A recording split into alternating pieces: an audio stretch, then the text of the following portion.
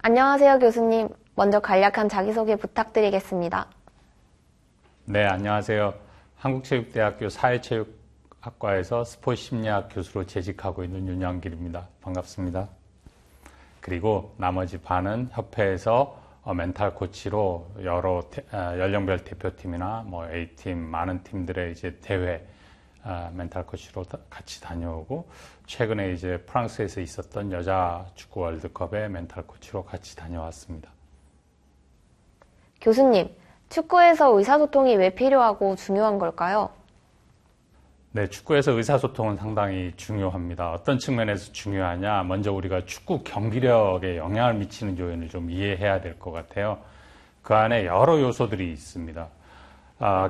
선수 개인의 내부에 있는 체력이나 체격이나 이런 다양한 신체 능력과 관련된 역량이 있고, 또 하나는 경기를 풀어가는 능력들이 있어요. 내가 갖고 있는 기술이나 또 여러 역량들을 실제 경기에 집어넣어서 이거를 잘 해결하고 있는 경기지능도 필요하고, 또 내 마음을 안정적으로 항상 유지할 수 있는 심리지능, 이런 요소들이 필요해요. 여기다가 이제 선생님과 어떤 상호작용을 하느냐, 훈련 환경이나 프로그램이나 시설이나 또 주변에 영향을 미치는 여러 요인들, 성장 경험, 이런 많은 요소들이 필요하죠. 여기에 이제 결국에 소통이 어떤 방식으로 작동을 하느냐, 선수 전체가 개개인의 역량들, 이 역량들이 다른 팀의 동료들하고 상호작용할 수 있고, 또 선생님과 상호작용할 수 있는 방향으로 이제 소통은 영향을 미치게 됩니다.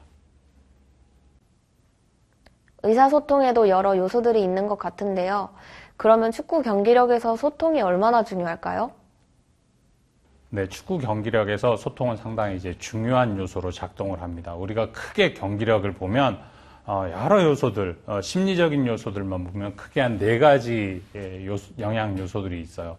우리가 흔히 생각하고 있는 이제 심리적 기본기, 우리가 체력이나 기술이나 이런 다양한 요소들의 기본기가 존재하는 것처럼 심리 요인에도 기본기가 존재해요.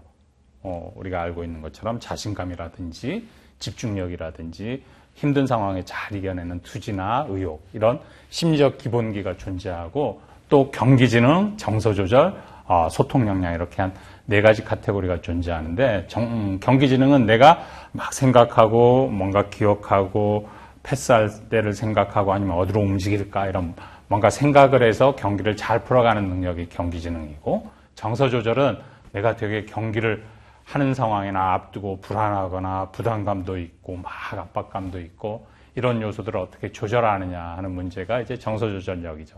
근데 소통 역량은 뭐냐면 대상과 대상이 어떻게 관계를 맺고 있느냐를 잘 이해하는 거죠. 조금 더 생각을 해보면 우리가 경기를 하거나 아니면 일상생활에서 여러 대상과 소통을 하잖아요. 예를 들면 팀의 동료들, 친구나 이제 형이나 동생, 누나, 언니나 이런 다양한 동생, 이런 다양한 소통 주제가 팀의 동료가 있고, 또 선생님과 소통을 하게 됩니다.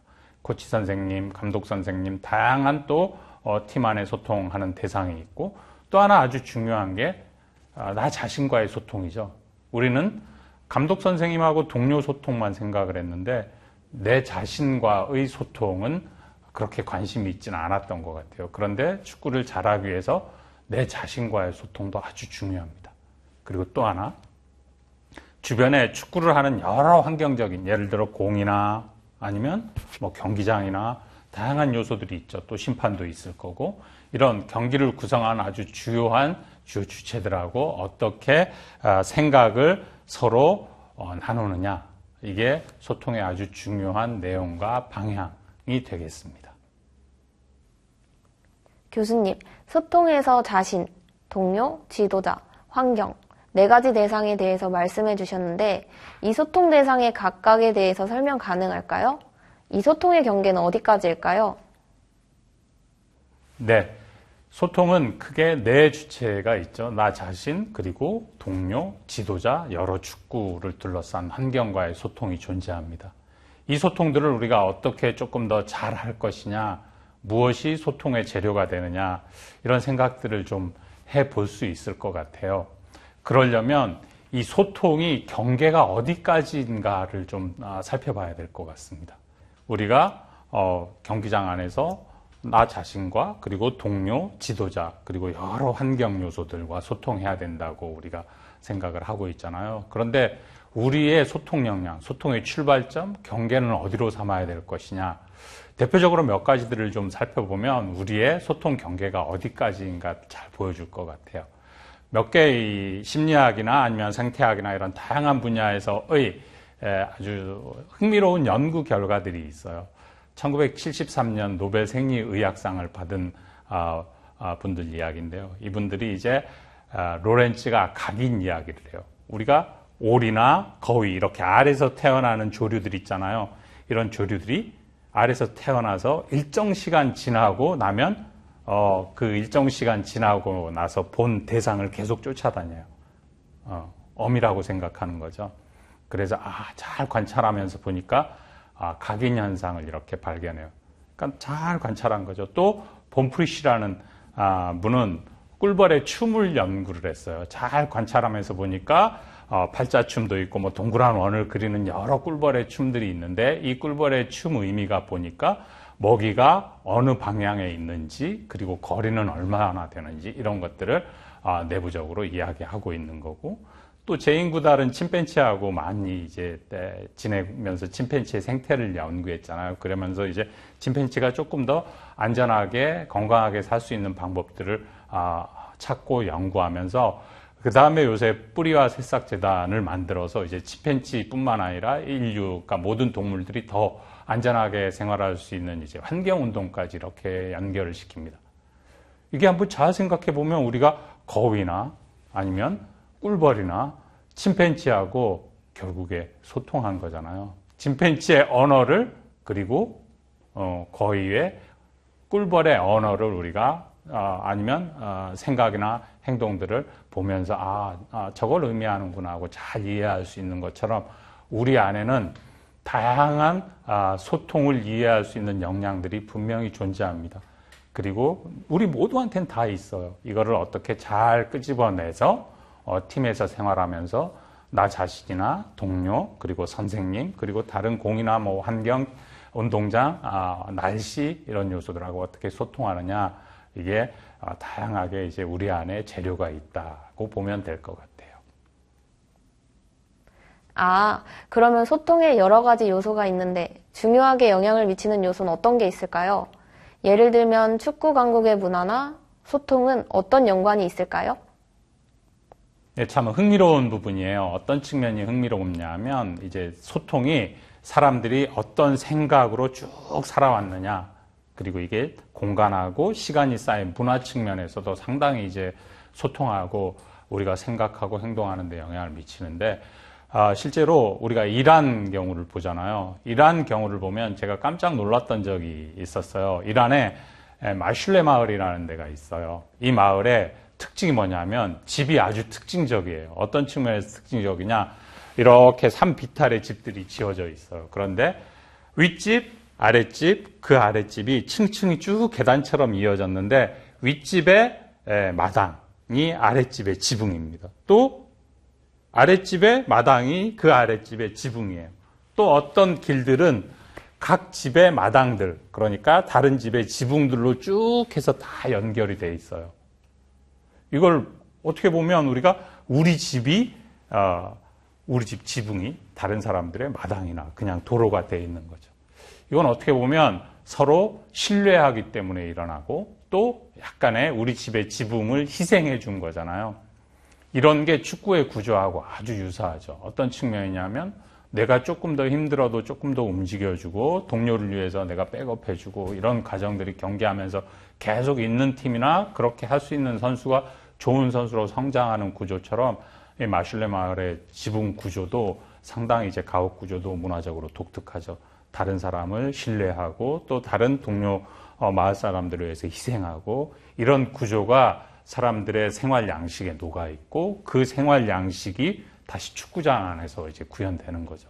그렇게 하면서 조금 더 서로가 신뢰하고 희생하고 그렇게 하면서 소통이 증진되고 그 소통 증진이 축구로 연결돼서 경기력이 좋은 그런 이러한 최근에 월드컵에서 아시아에서 보면 여러 나라들이 월드컵 다 출전국이 있는데 우리나라가 뭐 지금까지 한 10회 정도 출전했으면 다른 대부분의 6회나 5회 정도인데 이란도 지금까지 월드컵에 5회 출전을 했죠. 이런 여러 요소들 서로 소통하고 신뢰하고 희생하고 이런 것들이 분명히 이제 축구에도 우리 삶의 패턴에도 영향을 미친다고 볼 수 있습니다. 소통을 하는 것이 중요한 영향을 미치는 것 같아요. 그렇다면 소통하고 팀의 성과는 어떻게 연결이 될까요? 참 중요한 의미죠. 소통하고 팀의 성과가 어떻게 연결이 될까? 대표적으로 아주 흥미로운 연구가 있어요. 뭘 연구했냐면 2010년 남아공 월드컵에 팀의 객관적인 전력과 팀 구성원의 소통, 이 두 가지 요소를 통해서 이 팀이 각각 어떤 성과를 거두느냐를 연구를 했어요. 실제로 연구를 해봤더니 팀의 객관적인 전력이 안 좋았던 팀부터 좋은 팀까지 쭉 나열을 해요. 예를 들면 객관적인 전력이 안 좋았던 몇 개 팀, 그리고 객관적 전력이 좋았던 스페인이나 아니면 이탈리아나 프랑스 몇 개 팀 쭉 해서 나열을 했어요. 그런데 팀의 성과, 조별라운드 통과해서 16강 올라가는 팀들이 어떤 팀이었냐? 객관적 전력이 좋은 팀이 아니라 소통이 잘 되는 팀들이 모두 다 조별라운드 통과해서 16강에 올라갑니다. 뭐 예를 들면 스페인이나 네덜란드 같은 팀들은 객관적 전력도 좋았지만 소통이 아주 잘 됐고, 또 우리나라나 뭐 일본 이런 데는 객관적 전력이 좋지 않았는데 소통이 잘 돼서 16강에 간 거고, 또 뭐 뉴질랜드, 온두라스 이런 데는 객관적 전력도 별로 좋지 않았고 소통도 잘 안 돼서 조별라운드 다 탈락했는데, 조금 더 흥미로운 지점들은 어디냐? 객관적 전력이 아주 좋았음에도 소통이 아주 안 됐던 나라들은 다 조별라운드 탈락했어요. 예를 들어서 이탈리아나 프랑스 이런 나라들은 2010 월드컵에, 남아공 월드컵에 다 조별라운드 탈락하죠. 심지어 프랑스는 선수하고 감독이 대회 기간 중에 분쟁이 일어나서 의견이 안 맞아서 선수가 이제 팀에서 이탈해버리는 일도 일어나고, 이렇게 소통이 객관적 전력과는 다르게 팀의 성과를 결정하는 아주 중요한 요소가 됩니다. 그래서 우리 팀이 정말 강팀이 되기를 원하면 우리가 객관적 전력은 쉽게 빨리 막 경기력을 끌어올릴 이거는 조금 어렵지만 동료들하고 아니면 팀 구성원들하고 잘 소통하면 조금 더 팀의 경기력을 생각보다는 빠른 시일 안에 끌어올릴 수 있는 거죠. 왜? 그렇게 팀의 구성원 소통이 잘 되면 우리 팀이 만일에 경기력이 별로 안 좋더라도 모든 구성원들이 다 열심히 한번 해보자, 이런 마음을 가지고 다 열심히 하면 조금 더 객관적 전력이 좋아지는 속도도 조금 더 빨라지고, 팀 구성원들이 그런 경험들을 하면 또 더 많이 소통하게 되고, 그렇게 해서 객관적 전력이 조금씩 좋아지고, 이런 선순환 구조를 타는 거죠. 그렇지 못하면 만일에 소통이 안 돼요. 그러면 어떤 일들이 일어나냐? 팀 구성원들하고 소통 안 되면 아무리 전력이 좋아도 별로 서로 의견이 안 맞고 생각을 나누지 않으면 점점 팀의 전력이 떨어지죠. 그러면 소통이 더 안 되고 또 떨어지고 또 안 되고 또 안 되고, 그래서 객관적 전력도 점점 나빠지고 소통도 점점 안 돼서 안 좋은 팀으로 가게 되는 거죠. 그런데 이게 여러분 각각한테 어떤 의미가 있냐? 이런 경험을 하게 되면 내가 선수로 성장하는 과정에서 소통이 다른 팀의 구성원들과 아니면 선생님과 다른 여러 요소와 소통이 정말 중요하구나, 이걸 알게 되면 계속 소통하려고 여러분이 성장하는 과정에서 노력하게 되고, 그렇지 않고 소통에 대해서 별로 생각이 없으면 그냥 소통하지 않고 그냥 선수 생활을 하게 되면 그 경험을 못하면 여러분이 정말 소중한 자원, 축구 선수로 성장하는 과정에서 동료들과 상호작용, 아니면 선생님과 아니면 공이나 운동장, 나 자신과 이런 소통하는 방법을 확실하게 익히지 못하면 내가 점점 좋은 선수로 성장할 가능성이 낮아지는 위험에 빠질 수 있습니다. 그러니까 여러분들이 잘 소통하시기 바랍니다. 소통이 정말 중요할 것 같은데요. 교수님, 그러면 대표적으로 축구 선수들은 소통을 어떻게 생각할까요? 네, 소통 관련해서 아주 의미 있는 이야기를 퍼거슨 감독이 남기죠. 퍼거슨 감독 그 사무실에 보면 아주 위험해 보이는 공간에 11명이 이제 공중에 이렇게 앉아 있는, 철제 빔 위에 앉아 있는 사진이 있고 이 사진을 보면서 선수들이 많은 생각을 했다고 이야기를 해요. 실제로 이제 사진에 이제 11명이 전체가 이제 철제 빔 위에 이렇게 공사하는데 앉아 있고 사람들이 상당히 이제 위험해 보이는 이 공간이었어요. 그런데 이 공간에 사람들이 왜 앉아 있을 수 있었을까? 그 철제 빔 위에 안전장구 하나 없이 모두 다 11명이 그 앉아있는 이 사진 안에서 보면 11명 자체가 서로가 서로한테 의지한 거죠. 호날두 선수가 자기가 맨체스터 유나이티드 있을 때 그 철제 빔을 그 사진을 보면서 했던 기억들, 그리고 퍼거슨 감독이 호날두한테 팀은 이래야 된다. 서로가 11명이 저렇게 위험해 보이는 공간이지만 서로가 서로를 의지하면서 앉아있는 게 팀이다. 우리 팀은 이런 가치를 추구한다고 이야기하고 호날두 본인도 이 사진의 그 11명의 삶이 자기가 축구선수로 아주 중요한 가치 기준이었다라는 이야기를 합니다. 네. 그러면 축구에 여러 가지 소통 요소들이 있는데 나 동료, 지도자, 축구, 여러 환경 등 소통 요소 각각을 살펴보면 어떻게 살펴볼 수 있을까요? 네, 우리가 크게 보면 축구에서 소통에 4가지 요소가 있어요. 첫 번째, 나와의 소통, 나 자신과의 소통이 있죠. 그리고 동료와의 소통이 있습니다. 또 선생님과의 소통도 있고 또 하나 이제 축구를 둘러싼 여러 환경, 공이나 운동장이나 아니면 날씨나 심판이나 이런 여러 주체들과의 소통이 있습니다. 그럼 먼저 첫 번째, 나 자신과의 소통을 한번 생각을 해볼 수도 있죠. 그런데 이 소통이 어떤 방식으로 일어나냐? 크게 보면 사회적 소통과 과제 소통으로 나뉘어요. 사회적 소통은 뭐냐면 팀 다른 구성원들하고 얼마나 친구로 아니면 형으로 동생으로 언니로 동생으로 친하고 가깝게 지내느냐.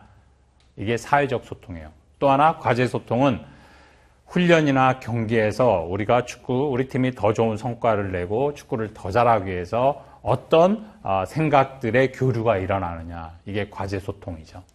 그러면 우리가 한 8가지 정도로 생각을 해볼 수 있잖아요. 나, 동료, 지도자, 환경의 대상이 있고 또 사회, 과제 소통 이런 방식으로 여러 유형의 소통이 일어날 수 있죠. 나와 나 자신과의 소통, 이게 사회적 소통이고 내가 어떻게 축구를 잘할까, 나 자신과의 소통하는 게 나와 과제 소통인 거고 또 팀 동료와 사이좋게 지내고 또 건강한 관계를 만들고 이건 동료와 사회적 소통이고 또 동료와 어떻게 하면 축구를 더 잘하게 할 수 있을까? 팀이 더 좋은 성과를 낼까? 이런 건 동료와 과제 소통이 일어나는 거죠. 또 하나, 지도자와 사회적 소통. 선생님과 좋은 관계를 유지해요. 이런 건 선생님과 사회적 소통이고 또 선생님과 과제 소통은 어떻게 하면 내가 더 축구를 잘 배워서 더 좋은 선수가 될까를 생각하는 게 지도자와 과제 소통일 수 있고 또 환경과 사회적, 내가 공하고 소통, 이야기를 나눠요. 아니면 운동장, 잔디하고 이야기를 나눌 수 있고 바람, 아니면 햇볕, 아니면 심판, 이런 다양한 요소들, 경기 주체들과 사회적 소통을 나누기도 하고 또 과제 소통을 나눌 수도 있어요. 이렇게 8가지 방식으로 축구에서 소통이 일어난다고 우리가 생각을 해볼 수가 있겠죠. 그러면 4가지 소통 요소 중에 첫 번째, 나와의 소통은 어떻게 이어질까요? 네, 소통의 아주 중요한 주체 나죠. 우리가 나와의 소통은 별로 생각을 해본 적이 없잖아요. 그런데 끊임없이 우리는 나와 소통하고 있었어요. 무엇을 통해서? 우리 계속 컨디션 생각하잖아. 내가 오늘 시합을 하는데 내 컨디션이 어떨까? 아니면 내일, 아니면 요즘 컨디션 어떨까? 계속 생각하는 게 나와의 소통이에요. 컨디션은 뭐냐면 내가 지금 내 몸이나 기분이나 전체 상태가 어떤가 하는 내가 나를 보는 생각인 거죠. 이게 나와 소통하는 거잖아. 그래서 우리가 컨디션이 좋고 안 좋고 나쁘고 이렇게 생각하고 뭔가 컨디션을 좋게 만들려고 하고 막 이런 과정이 나와 소통하는 과정이었죠. 실제로 제가 2016년에 여자 대표팀이 중국 선전의 4개국 대회를 간 적이 있어요. 이때 우리 팀에 미드필더가 아주 좋은 선수가 있었는데 이날 이 선수가 너무 이제 경기가 잘 안 되는 거예요. 그래서 저 선수하고 이제 저녁에 무슨 얘기를 할까라고 생각하다가 결국에 나와의 소통 문제를 이야기해야 되겠다. 그래서 무슨 얘기를 했냐? 컨디션 관련된 얘기를 했어요. 여러분도 한번 잘 생각해 보세요. 여러분이 선수 생활하면서 지금까지 컨디션이 정말 나쁜 날이 있었고 또 정말 좋은 날이 있었고 보통인 날은 아주 많았고 그렇죠. 아주 나쁘거나 아주 좋은 날은 조금이고 보통인 날은 아주 많고 이렇게 쭉 정규분포를 소통은 그리게 됩니다. 그런데 우리가 나와의 소통하는 과정에서 어떤 일이 일어나느냐? 컨디션이 정말 안 좋아요. 그러면 대부분 여러분 어떻게 해요? 컨디션 안 좋으면. 컨디션 좋아지려고 막 하잖아요. 그러면 그럴수록 늪에 빠지는 거야. 점점. 왜? 컨디션은 기본적으로 우리가 컨디션 안 좋다는 생각을 하게 되면 컨디션 안 좋은 것만 계속 생각하게 되는 거예요. 그래서 내가 내 경기에 집중 못하고 컨디션 안 좋다고 생각하고 막 좋아지려고 하다 그럼 점점 더 나빠지니까 또 좋아지려고 하다 이런 과정들이 반복되는 거죠. 그래서 컨디션이 아주 나빠지는 최악의 컨디션까지 쭉 연결됩니다. 그러면 기복이 최악부터 최고까지 이만큼 긴 선수하고 우리가 컨디션이 정말 오늘 나쁘다라고 생각될 때 컨디션이 좋아지려고 하는 게 아니라 더 나빠지지 않는 게 목표예요. 그리고 한 발만 더 뛰어, 경기에서 아니면 훈련에서. 그러면 컨디션은 보통으로 다 좋을 때도 보통으로 오려고 하고 나쁠 때도 보통으로 가려고 해요. 그래서 보통 컨디션이 기본이 돼서 이쪽으로 많이 가려고 해요. 그래서 내가 컨디션 안 좋은 날, 컨디션 안 좋다는 사실을 잊어버리게 되면 내 컨디션이 다시 보통으로 오려고 하죠. 그러면 한번 생각해 봐요. 컨디션 나쁜 날 막 좋아지려고 해서 최악부터 최고까지 기복이 이만한 선수하고 더 나빠지지 않는 조금만 더 뛰어야지. 그래서 컨디션 나쁠 때하고 좋을 때 기복이 이만한 선수. 어떤 선수가 좋은 선수인지 명확하잖아요. 그러니까 여러분이 나와 소통하면서 컨디션이 안 좋다. 그러면 막 컨디션 좋아지려고 하시기보다는 컨디션 더 나빠지지 않는 게 목표예요. 그러면 내가 기복이 그만큼 적은 선수고 그러면 더 좋은 선수가 될 가능성이 크죠. 이렇게 나와 소통할 수도 있어요. 네, 나와의 소통으로 컨디션 관리가 잘 되면 좋을 것 같습니다. 그러면 교수님, 팀 동료와의 소통은 어떻게 해야 할까요? 팀 안에 여러 동료들이 있죠. 친구도 있고 선배도 있고 후배도 있고 이 동료들과 어떻게 소통해야 되느냐. 우리 경기를 보다 보면 선수들이 패스가 되게 안 좋아요. 나한테 패스했는데 공이 길어서 아웃돼요. 그러면 크게 두 가지 유형의 선수들이 있죠. 첫 번째, 막 신경질을 내요. 공 똑바로 패스 주라고 막 화내고 이런 유형의 선수가 있고 또 이렇게 손을 들어주는 선수도 있어요. 패스한 동료한테. 여러분은 어떻게 하고 있어요? 화를 내고 있어요? 아니면 잘했다고, 고맙다고 이렇게 손을 들어줘요. 근데 한번 잘 생각해 보면 경기장 안에서 나한테 패스해준 동료는 되게 고마운 동료잖아요. 왜냐하면 공은 경기장 안에서 권력이지, 힘. 이거를 나한테 나눠준 거잖아요. 나한테 줬는데 전달하는 과정에서 좀 잘못됐을 뿐이지 나한테 패스해주는 거 되게 고마운 일인 거잖아요. 이렇게 동료하고 우리가 이런 방식으로 소통하는 게 조금 더 여러분이 만일에 패스를 잘못 준 선수라고 생각해 보세요. 내가 패스를 줬는데 좀 길게 해서 공이 아웃됐어요. 그런데 패스를 내가 준 그 동료가 나한테 막 화를 내요. 패스 잘 주라고. 근데 또 어떤 동료는 내가 패스를 잘 못 줘서 아웃이 되긴 했지만 이렇게 손을 들어줘요. 그러면 우리는 당연히 나한테 화를 내는 동료보다 이렇게 손을 들어주는 동료한테 다음에 패스하려고 할 거예요. 그렇게 해서 나한테 더 좋은 기회가 더 많이 올 수 있게 되는 거죠. 근데 우리가 동료 소통을 어디까지 생각해야 될 것이냐? 경기장 안에서 여러 친구들, 그리고 훈련장 안에서 팀 동료들과의 소통도 우리한테는 아주 중요한 소통이에요. 이거는 우리가 축구 선수로 성장하는 과정에서의 동료 소통인 거고, 또 하나 우리가 꼭 생각해 봐야 될 게 교실에 있는 친구들과 소통이에요. 여러분들 한번 교실에서 오늘 하루 어떻게 생활했나 한번 하루를 쭉 생각해 보세요. 교실에 있는 축구부 아닌 친구들과 뭔가 재밌게 즐겁게 또 소통하면서 지냈는지, 아니면 교실에 있는 친구들과 아무 얘기하지도 않고 여러분 그냥 혼자 그냥 지내다가 운동하러 나갔는지. 이것도 아주 중요해요. 여러분이 소통을 잘한다는 건 운동장 안에서, 훈련장 안에서 축구부와 소통하는 소통도 여러분이 아주 중요한 소통의 방법이고 내용이고, 또 하나 교실에 있는 친구들과 소통하고 이런 소통이 잘 모아지면 여러분이 이 소통 방법을 잘 알게 되면 나중에 팀 동료하고도 이 방법으로 소통할 수 있고, 또 선생님과의 소통 과정을 또 감독 코치 선생님과 소통할 수도 있고, 또 팀에서 소통했던 여러 방식이나 내용을 교실에 가서 선생님이나 교실 친구들하고 소통할 수도 있고, 이렇게 우리가 소통의 내용을 반드시 이제 축구장 안에서, 경기 안에서만 소통하는 게 아니라 교실에 가서도 소통하는 연습, 그리고 소통을 해야 되고, 또 운동장 가서도 소통을 해야 되는 거죠. 그렇게 했을 때 우리가 아주 완전한 소통들을 해 갈 수 있는 거죠.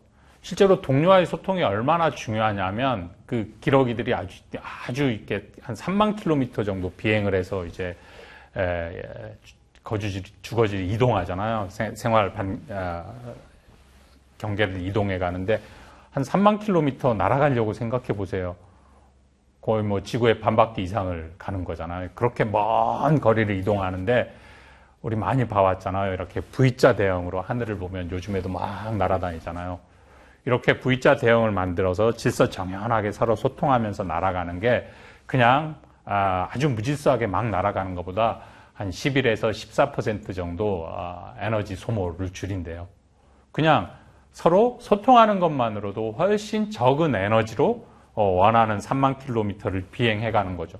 마찬가지예요. 우리도 팀 안에 동료하고 원활하게 소통하면, 예를 들어서 경기를 하다가 내가 내 위치에서 저기 수비를 해야 돼요, 상대를. 그러면 동료한테 사인을 잘해주고 콜을 해주면 동료는 조금만 이동해도 되고 내가 거기까지 가지 않아도 되니까 팀 전체로 보면 훨씬 움직이는 거리나 에너지 소모가 이득이지. 또 동료도 동료가 보고 나한테 조금 이렇게 가라고 하면, 내가 예를 들어서 아까 20m를 달려야 되는데 동료는 3m만 달리면 그걸 커버할 수 있는 위치야. 또 동료가 20m를 달려야 되는데 내가 3m만 가면 커버할 수 있는 위치야.